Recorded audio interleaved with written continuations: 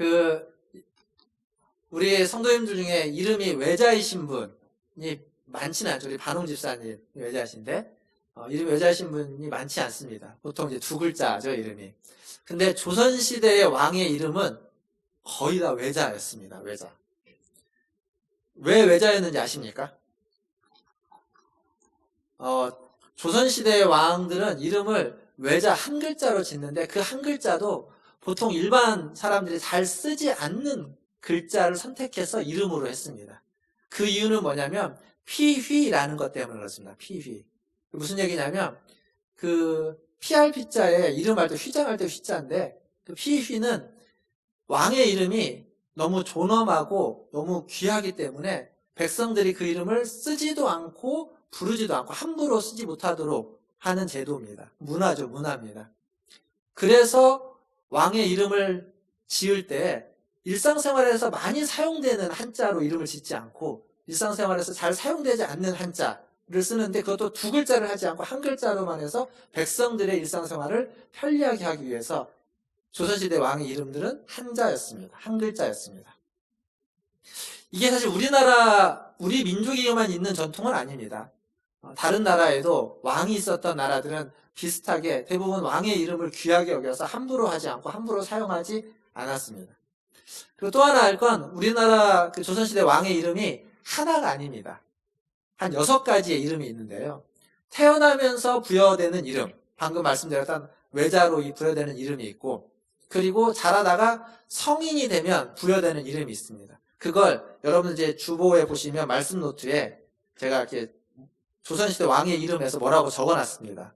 외자가 있고 그다음에 자라는 게 있는데 이 자라는 것이 왕이 성인이 되면 부여되는 이름을 뜻합니다. 그리고 왕이 이제 자라나면서 스승에게 혹은 친구들에게 그리고 자기 스스로 자기를 부르는 호칭을 하나 더 만듭니다. 그걸 이제 호라고 하죠. 보통 우리는 이름 앞에 호가 붙어 있지 않습니까? 옛날 분들 보면 그렇게 호라고 하는 이름이 또 하나 있습니다. 그 여기 보면 시호와 존호라고 있는데 이건 뭐냐면 왕으로서 이제 나라를 다스리다가 어떠한 공덕이 있을 때 그 공덕을 기르기 위해서 붙이는 이름. 그 중에는 왕의 사후에 붙여지는 왕의 공덕을 기르기 위해서 붙여지는 이름을 시호라고 부르기도 하고 또 존호라고 부르면서 두 가지의 이름을 붙이기도 합니다. 이렇게 왕의 이름이 여러 가지가 있습니다. 그리고 마지막에 묘호라고 되어 있는데 이 묘호는 뭐냐면 여러분 조선을 맨 처음에 건국했던 왕이 누구죠? 이성계죠. 이름이 이성계입니다. 근데 이름 말고 그 왕을 태조왕이라고 부르죠. 태조, 그 다음에 뭐 태종, 정종, 뭐 세종, 뭐 이렇게 이런 식으로 이렇게 이름을 붙여서 우리가 알고 있지 않습니까? 조선시대 왕의 이름들을. 근데 이 태조, 그 다음에 정종, 태종, 세종 이것은 묘호입니다. 묘호.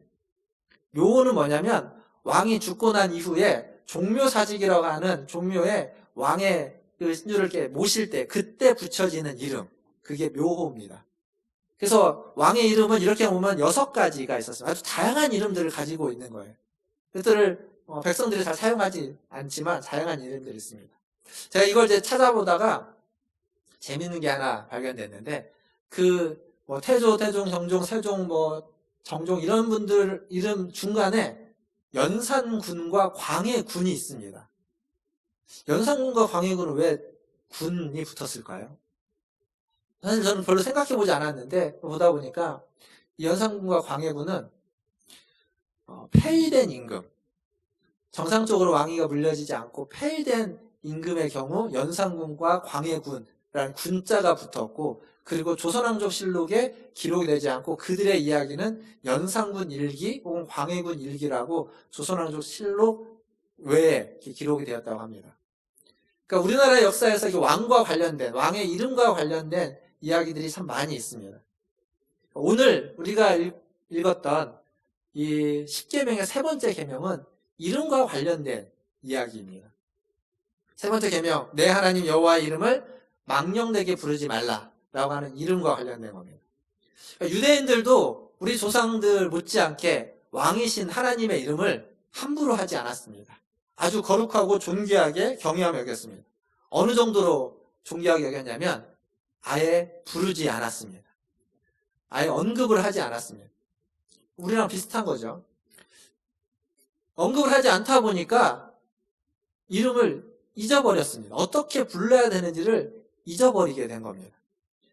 유대인들은 이제 성경을 이렇게 쓰지 않습니까? 성경을 필사를 할 때도 필사를 하다가 하나님의 이름이 나옵니다. 하나님의 이름이 나오면 그 이름을 뭐 부르지도 않고 그냥 쓸 수 있잖아요. 안 부르기만 하면 되니까. 근데 쓰는 것도 어느 정도 되냐면 딱 이름이 나오면 펜을 놓습니다. 펜을 놓고 일어나서 나가서 몸을 씻습니다.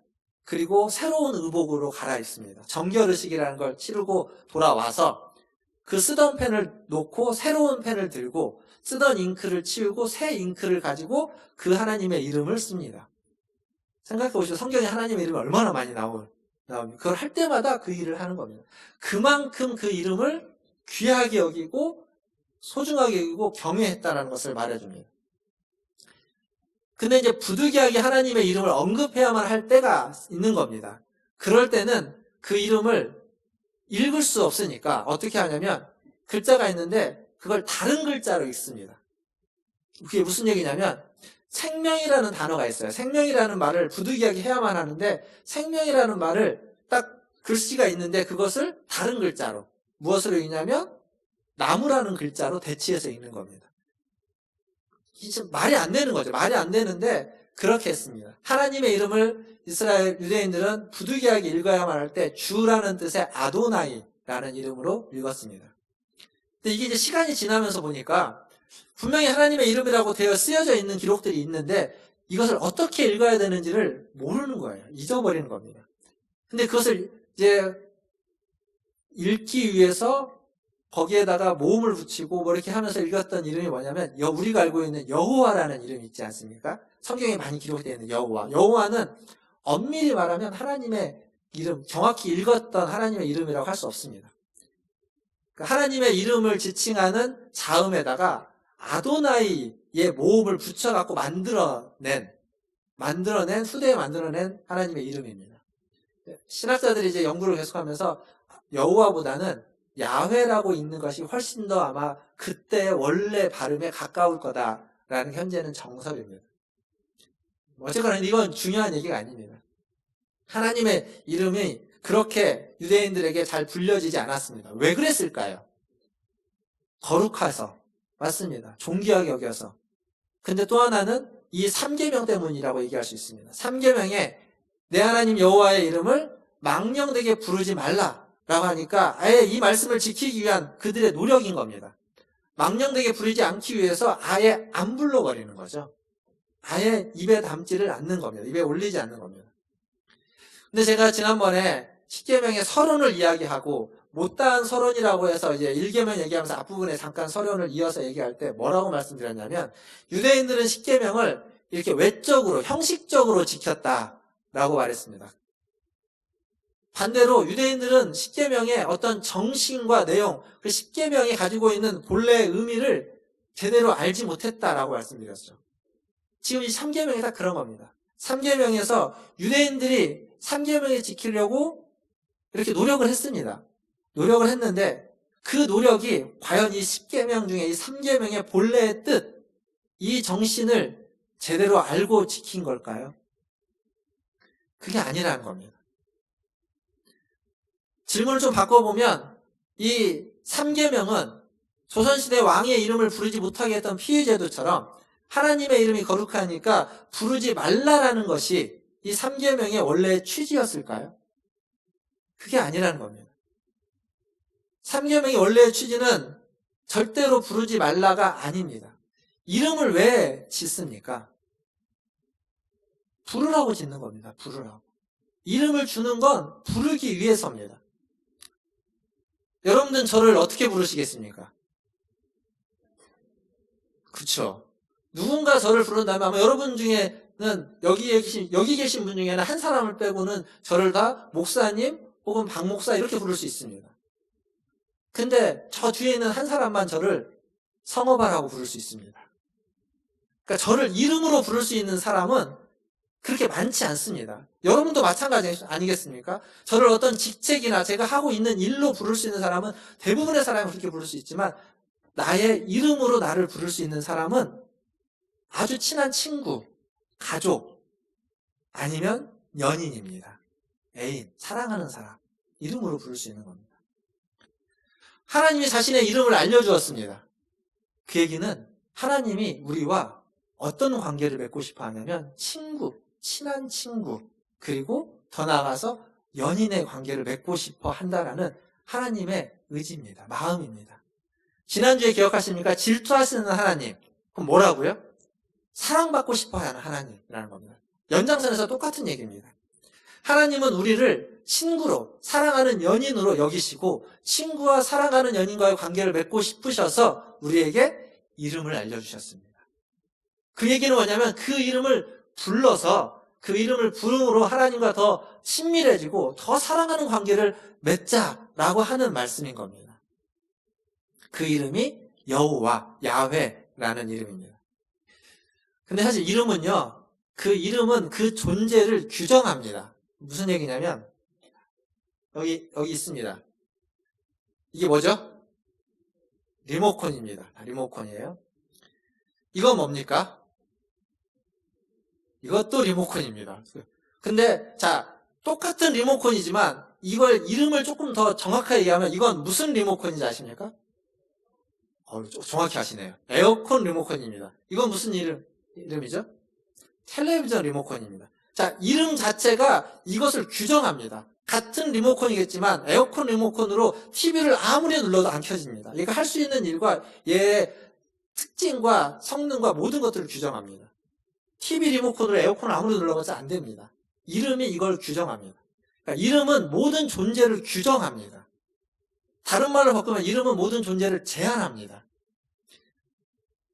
하나님에게 이름이 있다는 건 하나님은 그 이름에 의해서 규정되게끔 되어 있습니다. 그런데 하나님은 규정할 수 있는 분이 아닙니다.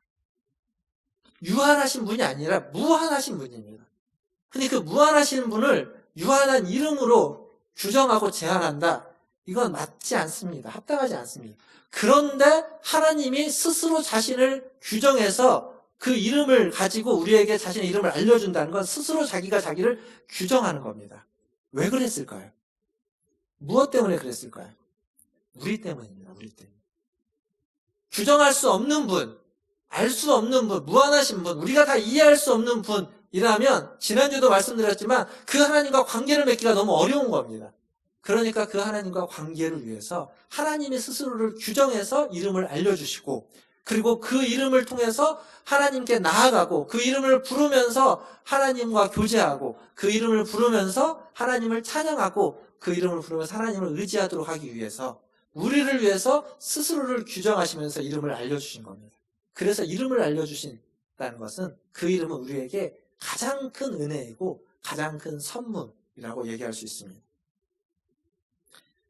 사실 여호와라는 이름, 야훼라는 이름 풀어보면 스스로 있는 자라고 성경에 기록했지만 원래대로 하면 나는 나다라는 겁니다. 아주 애매한 이름입니다. 하나님의 특징 자체를 그 이름에도 부여하고 있기도 합니다. 다 알 수 없는, 우리가 다 이해할 수 없는 이름입니다. 그러나 그 이름을 통해서 하나님은 우리가 하나님을 나아가고 하나님과 교제하고 하나님을 찬양하고 하나님을 의지하고 더 나아가서 그 이름으로 서로를 축복할 수 있도록 해주셨다는 겁니다. 성경에 보면 이와 관련된 말씀이 굉장히 많이 있습니다. 출애굽기 20장 24절에 가보면 이런 말씀이 있습니다. 내게 토단을 쌓고 그 위에 내 양과 소로 내 번제와 화목제를 드리라. 내가 내 이름을 기념하게 하는 모든 곳에서 내게 임하여 복을 주리라. 기념하게 하는 곳, 부르는 곳, 이름을 부르는 모든 곳에서 하나님이 복을 주신다는 말씀입니다. 민수기에 보면 하나님의 축복이 있습니다. 민수기 6장 24절부터 26절까지 축복의 얘기가 나오고 그 뒤에 27절에 이런 말씀이 있죠. 27절을 한번 같이 읽어보겠습니다. 27절 시작. 그들은 이같이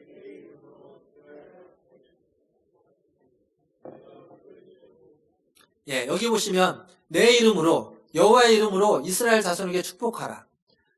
우리가 서로를 축복하기 위해서 하나님은 자신의 이름을 사용하라고 이야기하고 있는 겁니다. 이사야서 50장 10절에도 그런 말씀이 있습니다. 여호와의 이름을 의뢰하며 자기 하나님께 의지할지어다. 하나님의 이름을 통해서 하나님을 의지할 수 있도록 해주셨습니다. 하나님 우리에게 자신의 이름을 주신 이유입니다. 여호와, 야훼라는 그 이름으로 하나님께 나아가고 그 이름을 부르면서 하나님께 복을 받고, 그 이름을 부르면서 하나님과 교제하고, 그 이름을 부르면서 하나님께 의지하고, 더 나아가서 그 이름을 부르면서 서로를 축복할 수 있도록 하나님은 우리에게 이름을 주셨습니다. 놀라운 은혜이고 선물입니다. 오늘 이 자리에 나와서 하나님의 이름을 부르면서 하나님께 나아가시고, 하나님의 이름을 부르면서 하나님과 더 친밀한 교제를 가지시고, 하나님의 이름을 부르며 하나님을 찬양하시고, 하나님의 이름을 부르며 서로를 축복하는 저와 여러분 되기를 주님의 이름으로 축원드립니다.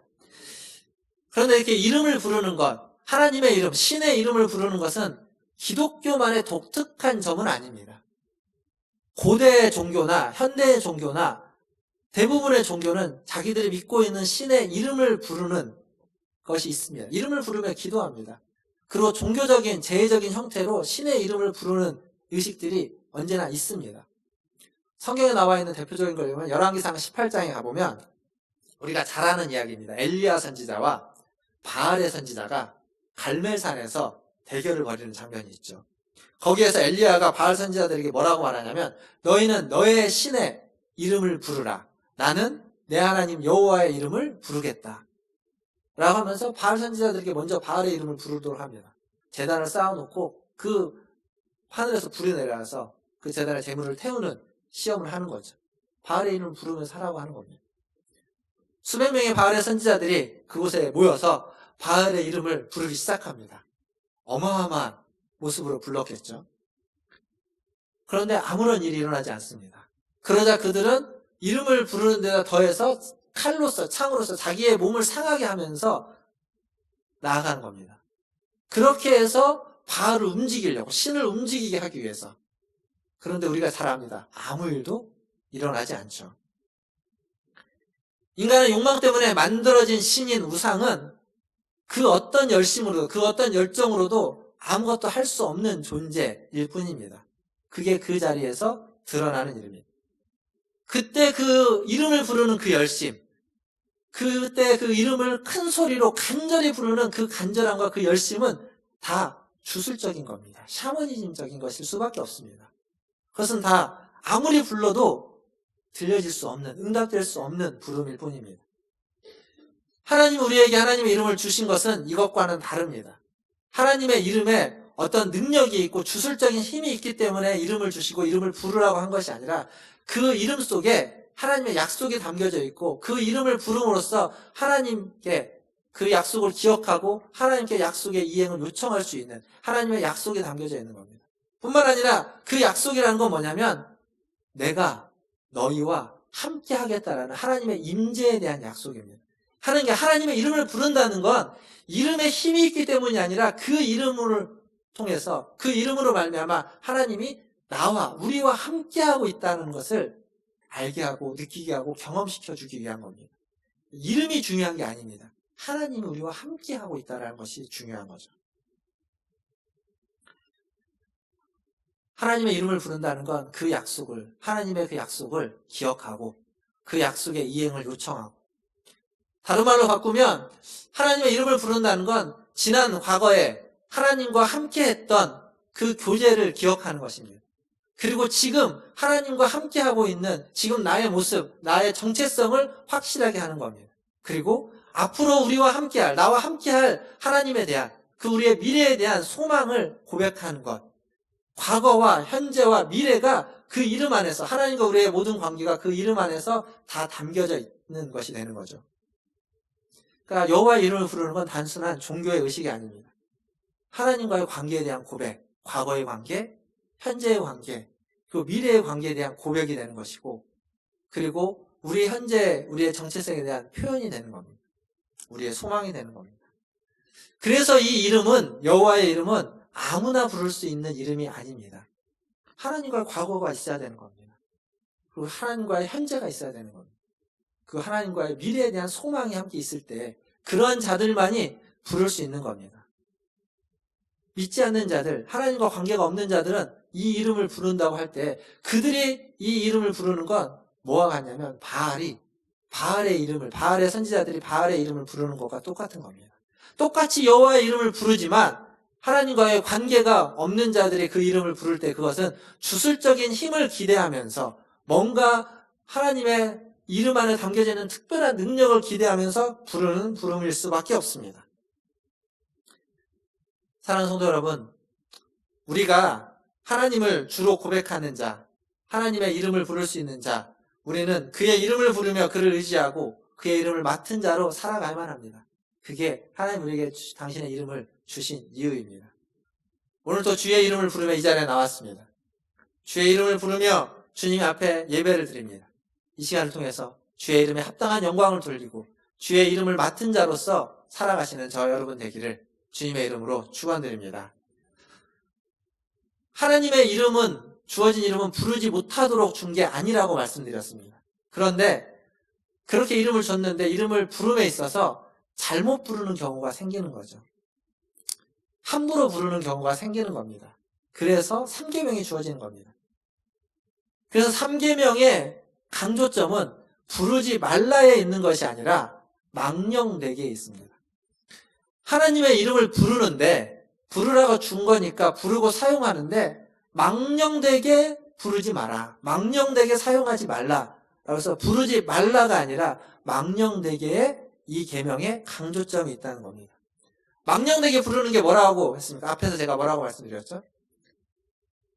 하나님과 우리의 사랑의 관계. 앞에서 제가 얘기를 안 한 것 같네요. 지나와 보는데. 하나님과 우리의 사랑의 관계, 친구의 관계, 그 친밀한 관계, 그 신뢰의 관계를 깨트리는 겁니다. 그게 망령되게 부르는 겁니다.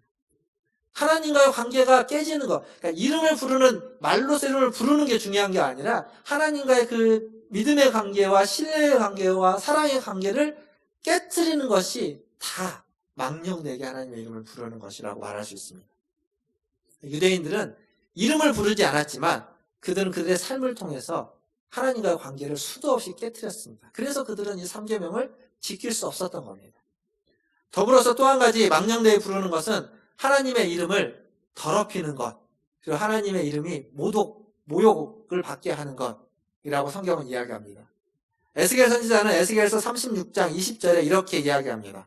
그들이 이른바 그 여러 나라에서 내 거룩한 이름이 그들로 말미암아 더러워졌나니 곧 사람들이 그들을 가리켜 이르기를 이들은 여호와의 백성이라도 여호와의 땅에서 떠난 자라 하였습니다. 하나님의 백성이지만 하나님의 땅에서, 여호와의 땅에서 떠난 자들, 그들 때문에 하나님의 이름이 더러워졌다고, 거룩한 그 이름이 더러워졌다라고 이야기하고 있습니다. 바울은 로마서 2장 24절에서 이렇게 얘기합니다. 기록된 바와 같이 하나님의 이름이 너희 때문에 이방인 중에서 모독을 받는도다. 하나님의 이름이 더럽혀지고 하나님의 이름이 모독받는 건 안 믿는 사람들 때문이 아닙니다. 하나님의 이름을 망령되게 일컫는, 믿지 않는, 하나님과 관계가 없는 사람들 때문이 아니라 하나님과 관계가 있다라고 이야기하는, 하나님이 자기의 백성으로 부른 자들, 그들이 하나님의 이름을 모독하고 망령되게 하고 더럽히는 것입니다. 우리들이 되는 거죠. 하나님이 이름을 주신 이유는 그렇게 하라고 주신 게 아니에요. 이렇게 함부로 사용하라고 주신 게 아니라는 겁니다. 존귀한 이름, 거룩한 이름. 왜 이렇게 되는 걸까요? 왜 하나님의 이름을 망령되게 쓰는 겁니까? 어떤 경우가 망령되게 쓰는 거라고 이야기할 수 있겠습니까? 말을 할 때마다, 말끝마다, 아무 때나 하나님의 이름을 들먹이는 것이겠죠. 하나님의 이름으로 다른 사람을 저주하는 것, 그런 거 망령되게 사용하는 겁니다. 내 욕심과 욕망을 위해서 하나님을 조종해 보기 위해서 하나님의 이름을 사용하는 것도 그렇습니다. 더 나아가서 그런 한 예로 거짓말을 하는데 남을 속이기 위해서 하나님의 이름으로 맹세하는 것, 이런 것들이 다 망령되게 사용하는 겁니다. 이렇게 하나님의 이름을 사용하는 것, 하나님의 이름을 오용하는 것, 남용하는 것, 도용하는 것, 또는 악용하는 것이라고 이야기할 수 있습니다. 마태복음 7장에 가보면 산상수훈의 마지막 부분에 이런 말씀이 있습니다. 주의 이름으로 귀신을 내쫓는 자가 있습니다. 주의 이름으로 권능을 행하는 자가 있습니다. 주의 이름으로 선지자 노릇하는 자가 있습니다. 근데 그들에 대해서 예수님이 뭐라고 말씀하시냐면 내가 너희를 도무지 알지 못하겠다. 불법을 행하는 자들아 다 내게서 떠나가라 라고 얘기합니다. 그들은 주의 이름으로 선지자 노릇을 했고 말씀을 전했고 주의 이름으로 귀신을 내쫓았습니다. 주의 이름으로 권능을 행했습니다. 그런데 주님과 아무 관계가 없는 자들입니다.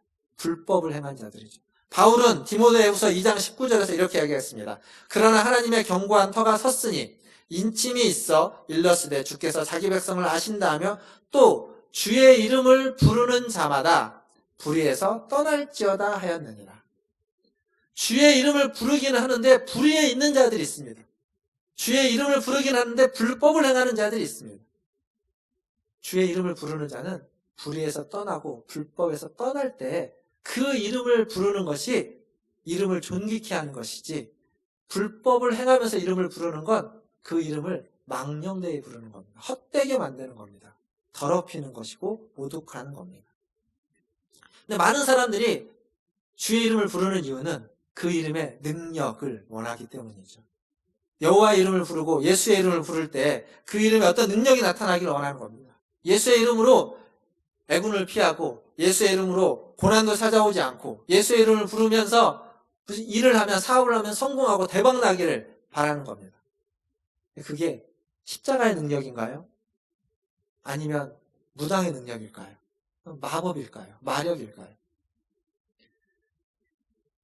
예수의 이름을 부르면 전염병에도 걸리지 않고, 예수의 이름을 부르면 병이 걸려도 무조건 다 나아야만 하고, 예수의 이름을 부르면 사업을 하면 무조건 대박을 쳐야 되고, 예수의 이름을 부르면 투자하면 다 성공해야 되고, 교회를 개척하면 다 부흥해야만 하고, 공부를 하면 다 서울대 가야만 하는 것이라면 도대체 거기에 십자가의 능력은 어디에 있는 것일까요?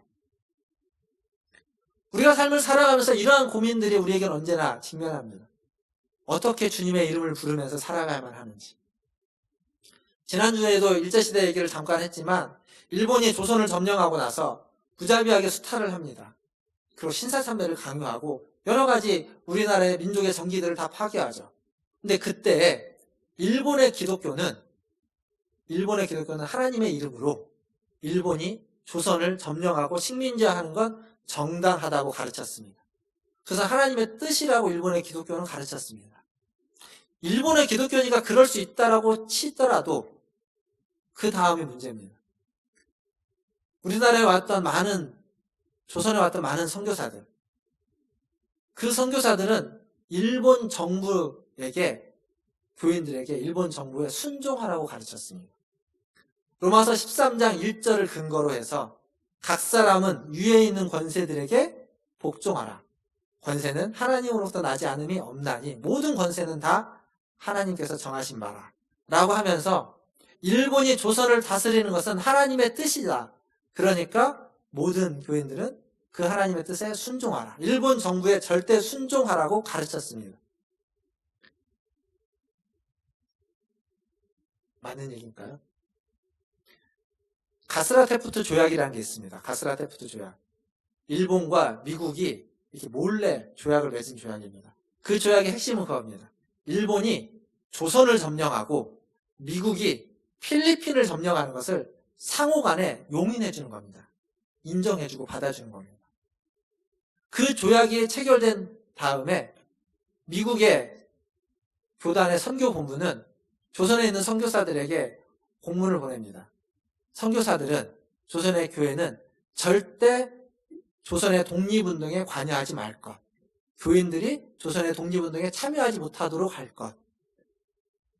그 선교사는 그걸 듣고 일본 정부에 순종하는 것이 하나님의 뜻이다라고 가르친 겁니다.